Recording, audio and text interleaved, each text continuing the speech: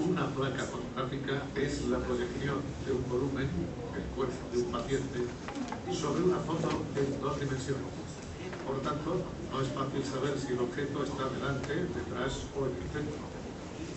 Actualmente se hacen 2 placas perpendiculares entre sí, una de frente y otra de perfil. Otra posibilidad es girar el aparato en torno al enfermo. No hay que olvidar que emite mucha radiación. Aquí tenemos un aparato de tomografía convencional. Un aparato convencional que proviene de la aplicación de Bocage. A medida que te alejas del punto de rotación del movimiento, se obtiene una imagen difusa. Esa es la tomografía. En este caso en concreto, se difuminan las costillas anteriores y posteriores para analizar. Ese es el principio de la tomografía lineal. Este es el principio de la tomografía, que ha sido muy utilizada para la prevención de las afecciones pulmonares. Durante la Segunda Guerra Mundial, los estadounidenses crean el programa nuclear Manhattan y el primer ordenador, el ENIAC. La electrónica favorece la aparición de nuevas tecnologías en el diagnóstico por imagen, y las calculadoras electrónicas suponen un considerable progreso. 1956, 3 físicos norteamericanos, Bardeen, Shockley y Brattain, de los laboratorios Bell, reciben el Premio Nobel de Física por la invención del transistor que sustituía las válvulas. Los ordenadores y los programas informáticos se imponen en el diagnóstico por imagen.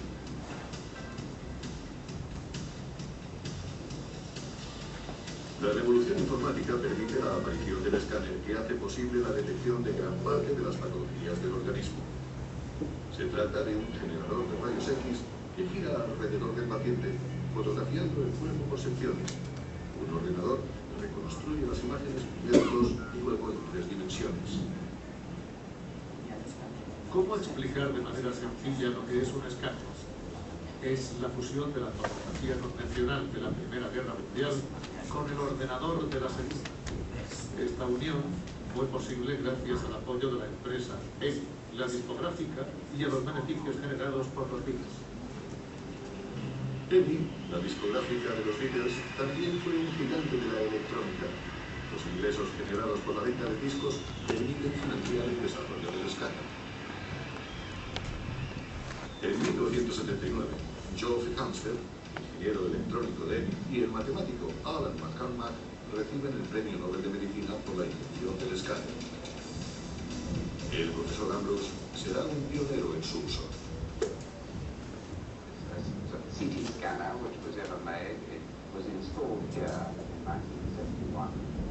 And on October 1st, we scanned our first patient image. El radiólogo Michel Collard conoció a Geoffrey Hansfeld. La primera vez que oí hablar del escáner fue en una reunión en Londres. Ambrose, un radiólogo algo mayor que yo, mostró unas imágenes nunca vistas. Sorprendido, a la mañana siguiente fui a ver a Ambrose, y él mismo me puso en contacto con el equipo de Hansfeld. Es imposible imaginar algo más británico. Era hiperbritánico, con un gran sentido del humor. Seguía concienzudamente todos los trabajos matemáticos que permitieran hacer reconstrucciones a partir de cortes o a partir de tomas de minerales para aplicarlas a la medicina o a otros campos. Esto ya se hacía, así que ¿por qué no aplicarlo al cerebro? Ya que existía una demanda médica, los médicos necesitaban examinar el cerebro sin agredir al paciente.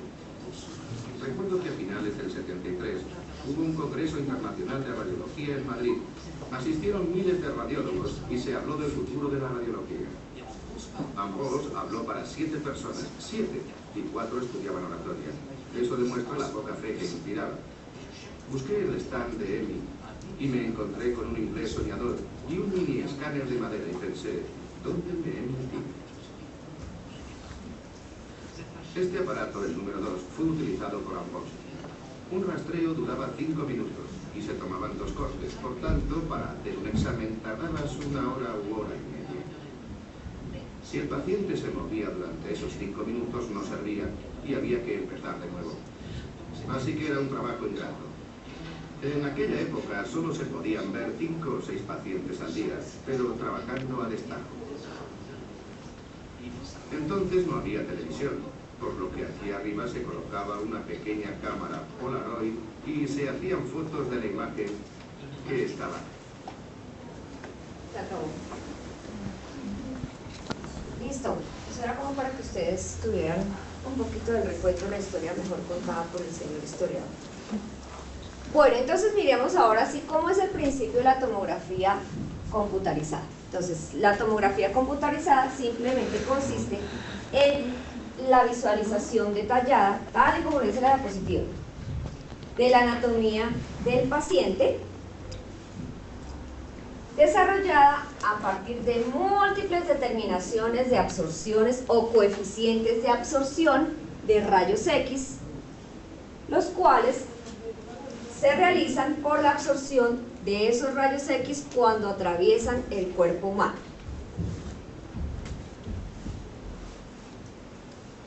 Entonces tenemos acá el tubo de rayos X, que lo ven ahí ustedes, básicamente es el mismo principio.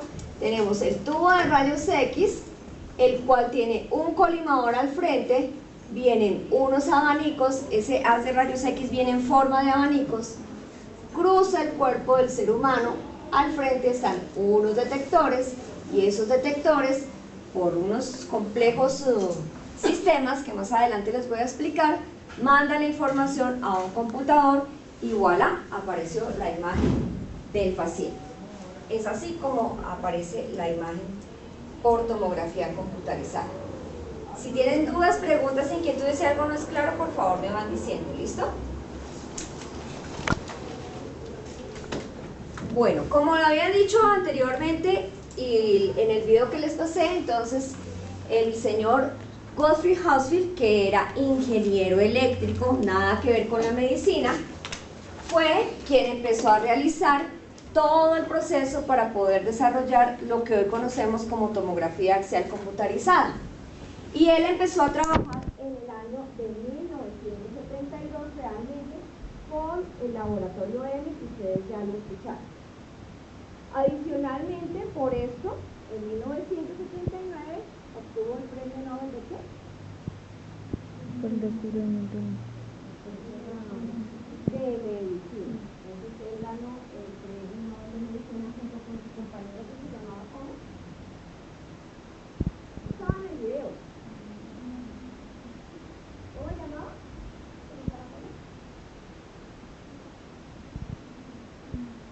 Entonces, entre los dos ganaron el premio. El desarrollo de la tomografía ha venido, así como lo dije en el video, desarrollándose, ampliándose, acelerándose de tal manera que en este momento podemos obtener imágenes de mucha mejor calidad de las que tenían en ese entonces. Y aquí es donde vienen las famosas generaciones de tomografía computarizada, que alguna vez de pronto les hayan hablado de eso. Si se acuerdan, nosotros tuvimos que haber visto en la introducción. Ustedes me tienen atemorizada con tanto silencio. Entonces, el primer tomógrafo, o la primera tomografía y la primera generación de tomógrafos consistía en lo siguiente. Vamos a pintar aquí un gantry, poniendo, es pésima pintando. Entonces, ese gantry tenía el tubo de rayos X acá. Hagan nada por favor. Y tenía un solo detector. No era más. Entonces, esto lo que hacía era que él tenía haces directos, no en abanico como vimos ahorita, sino haces directos. Se movía 1 milímetro y volvía y corría acá, y el tubo pasaba para acá y volvía y hacía exactamente lo mismo.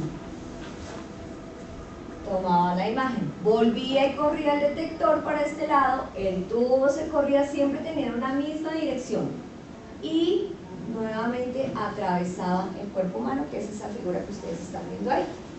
Entonces, en la medida que iban moviéndose, desde 0, 45, 90, 135, 180 grados, igualmente lo hacían los detectores. En este tipo de equipos se demoraba en adquisición de imagen 5 minutos, una sola imagencita, y la calidad de la imagen no era la ideal, se veía muchas imágenes con mucho grano. No sé si de pronto tenga una imagen de esas ahí. ¿Listo? Eso solamente hacía un giro de 180 grados, ¿sí? De acá hasta acá, no más. El resto del paciente no se veía, únicamente de 180 grados. Esa era la primera generación. Posterior a eso, hubo una segunda generación. Esa segunda generación no tuvo mayor cambio con respecto a la primera. Aquí en este caso, entonces, se hizo el movimiento de rotación-traslación. Entonces, el tubo rotaba y se movía al mismo tiempo. Eso ustedes pueden darse cuenta acá. Entonces, este es el gantry. Aquí adentro está el paciente y tenemos el mismo principio. El haz de rayos X no viene en abanico como actualmente, sino en directamente. Eso se llama punta de lápiz, un haz de punta de lápiz. Entonces, en este momento ya empezaron, ellos dijeron, con un solo detector no podemos hacer nada. Entonces empezaron a montar varios detectores. Entonces colocaron un detector acá, otro acá, otro acá, otro acá, otro acá, de tal manera que podían tener más o menos entre 10 y 30 detectores. Montaron ahí en una sola línea, montaron 30 detectores, y el tubo de rayos X lo que hacía era girar. Él era el que giraba. Los detectores se quedaban quieticos y el tubo solito giraba. Y así se lograba tener había mayor velocidad del tubo, porque se adquiría mucho más rápido, y la adquisición bajó en el tiempo a 2 minutos. Entonces se dieron cuenta, de 5 minutos ya bajamos a 2 minutos. Igual la calidad de la imagen era terrible, pues porque no tenían los implementos que se tienen actualmente, pero para esa época eso era una machera el que pudieran descubrir esas imágenes debido al desarrollo, al aporte que le hizo para evadir el cáncer, que era la principal enfermedad que se tenía en ese momento. ¿El tubo giraba 180 o los 360? 180 grados. Siempre 180 grados. El tubo siempre iba hacia acá. Porque teníamos la fila de detectores fija abajo. ¿Sí ves aquí? Entonces tenemos aquí, este es el paciente. Entonces ellos dijeron, ¿te acuerdas allá? Dije, tenía un solo detector y el rayo, y empezaba a girar hasta 180 grados. En la segunda lo que quisieron fue optimizar el tiempo. Entonces dijeron, como el tubo no gira 360, sino 180, vamos a colocar en la parte inferior los detectores y dejamos que el tubo siga girando para lograr conseguir los 180 grados. Luego vino una tercera generación.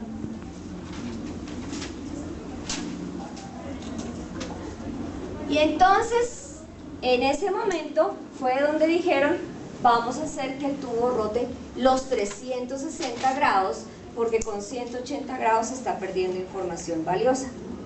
Tenemos la mitad, el resto del equipo se imagina cómo será el resto, pero no tenemos una información valiosa.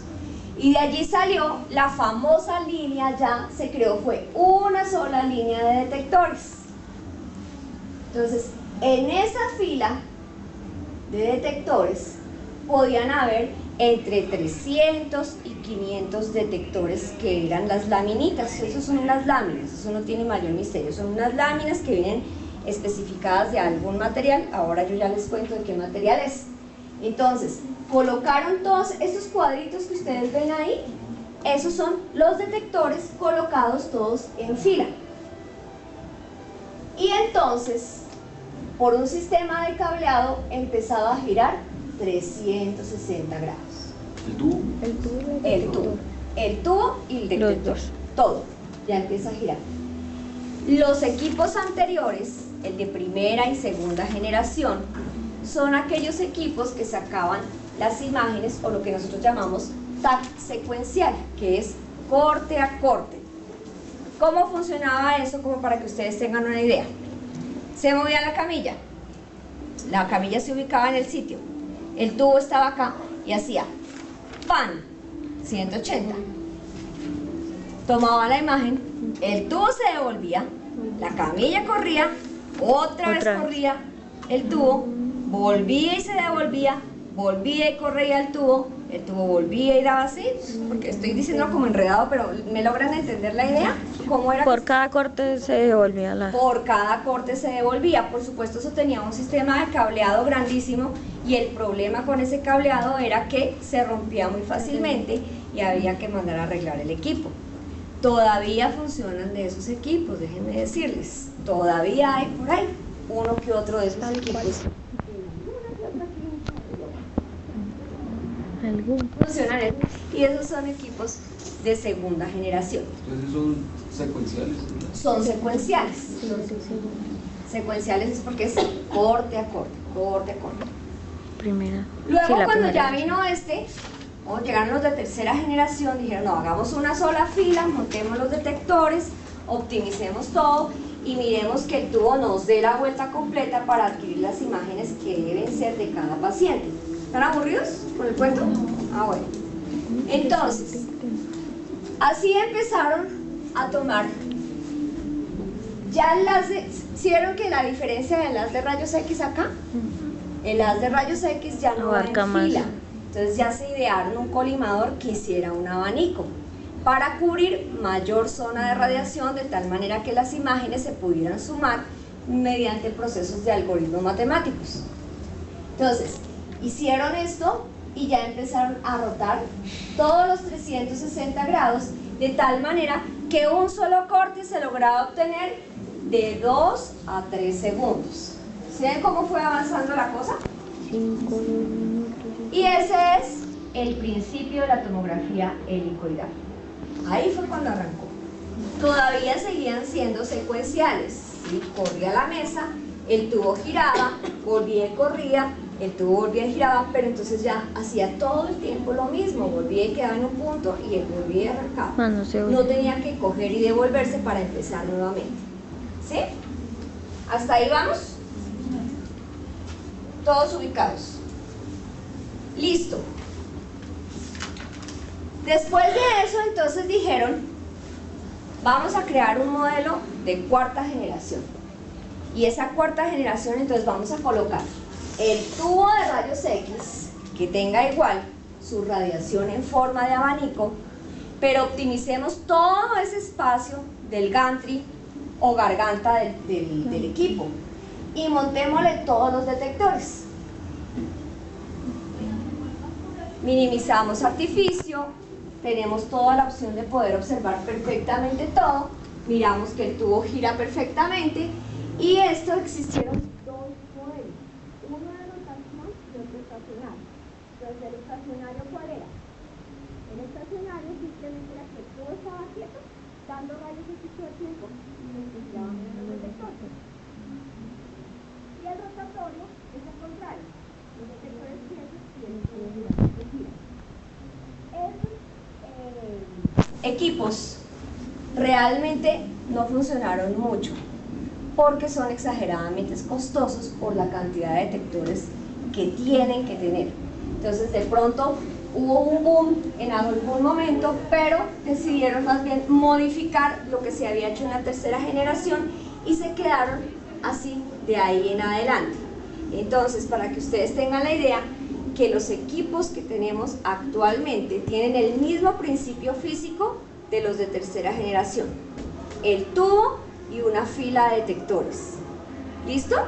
Ese es el mismo principio físico. Solamente mientras lo Entonces, aquí están lo que les acaba de explicar.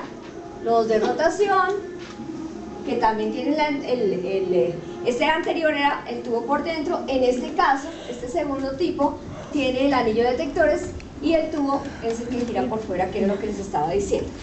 Esto lograba imágenes en un segundo, era exageradamente rápido.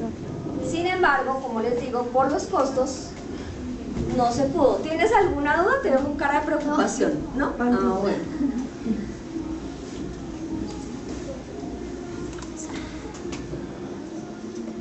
Entonces, todos los equipos actuales funcionan bajo el mismo principio, que es el tubo y filas de detectores.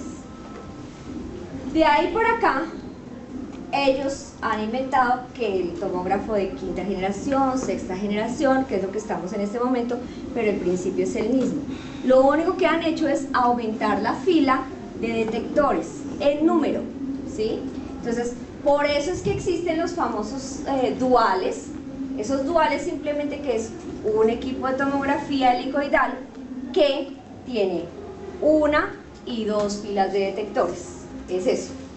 Los de 8, los de 16, los de 32, los de 360 es exactamente igual, simplemente que vamos cambiando el número de filas de detectores. ¿Sí? ¿Hasta ahí vamos bien? Otra cosa que cambió es que la mesa ya empezó a correr solita, no corte a corte, sino empezó a deslizarse a una cierta velocidad. Al correr la mesa en esa cierta velocidad, se podía tener imágenes con mucho mejor volumen que como se tomaban antiguamente. Todos los equipos que ustedes vayan a ver en sus sitios de rotación tienen la posibilidad de hacerlo secuencial o helicoidal. Todos, porque eso viene interno. Entonces dejaron de tal manera que la mesa o se mueva corte a corte o se mueva completamente. ¿Listo?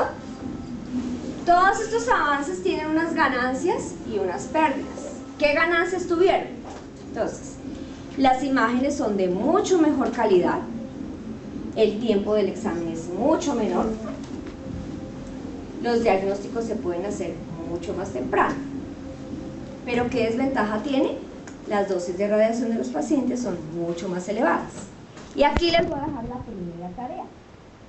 ¿A cuántas radiografías equivale una tomografía de cráneo simple? ¿A cuántas radiografías equivale una tomografía de cráneo simple? Si quieren, compárenla con radiografía de tórax. ¿A cuántas radiografías de tórax equivale una tomografía de cráneo simple? En dosis de radiación. De cráneo simple. No, ¿cuántas? ¿Cuántas placas? ¿Tiene la respuesta? No va a decir. ¿Listo?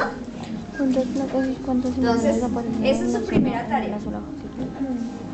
Una pregunta. Señor. Es que yo he visto cuando yo estaba...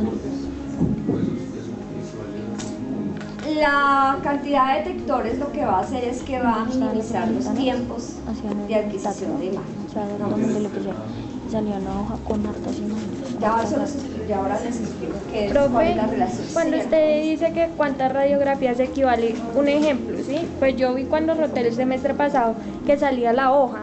Y ahí ¿Se salen refiere a varias las imágenes. No. Por ejemplo, no, es que no te puedo decir el ejemplo porque si no doy la respuesta. Cuando tú haces un TAC, no placas, no imágenes de ahí de cositos, Sí, que uno a uno, salen. ¿sí? Sino un TAC. ¿A qué equivale en rayos X convencional? ¿Cuántas placas de Ah, ya me entendí. ¿Sí? ¿Ahora sí? Sí, quiere decir que si yo hago un TAC de cráneo simple o con un solo corte de TAC de cráneo, ¿sí? Estoy tomando una placa, es equivalente a una placa de rayos X, ¿sí? De tórax, o a 2, o a 3, o a ya. cuántas. ¿Sí? ¿Ahora sí? Ya. Para que les quede claro. ¿De tórax? De tórax es más o menos la relación porque casi siempre Sí. la hacen con tórax, pero si la quieren de otra, busquen la otra. Ustedes solamente tráiganme la respuesta. Bueno, no se metan de nuevo. ¿Listo? Bueno, y entonces aquí están las partes del equipo.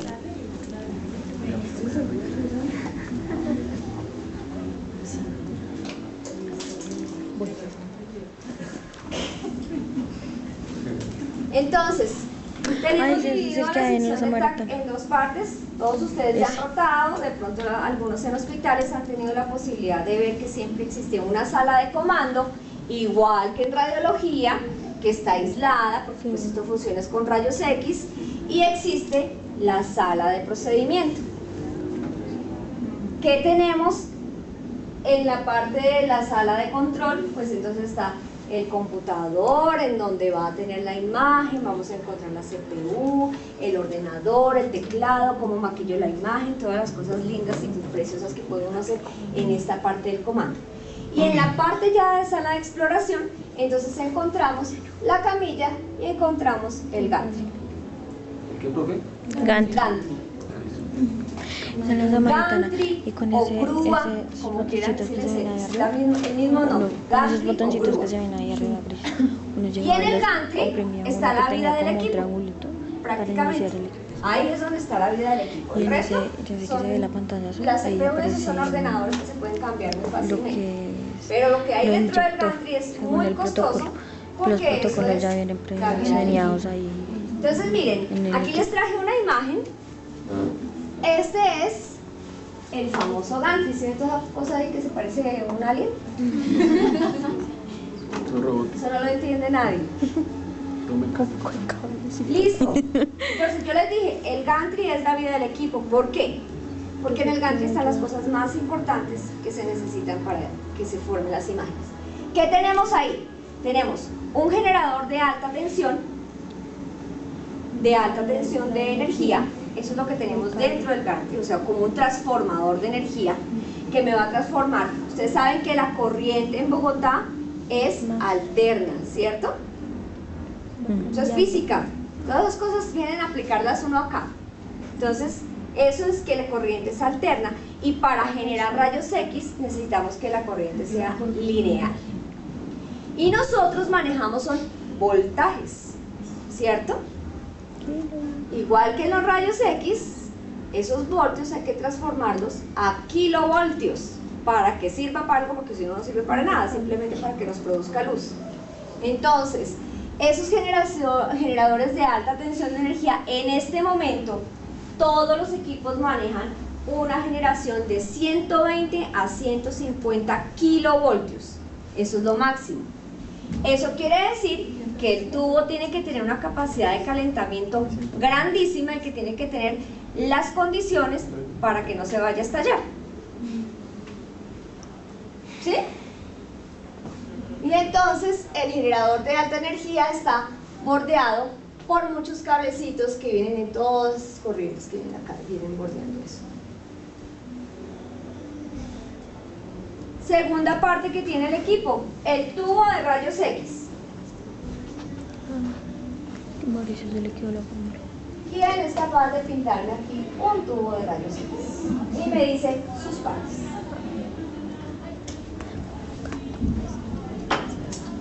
¿Dónde está la lista?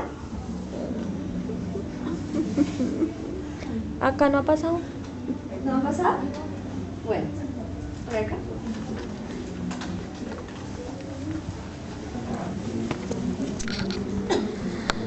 ¿Lo pausó? No, ahí está. Ya. ¿Eso queda? Esto queda y esto es lo que va. O párelo y ahorita sí. Sí, pero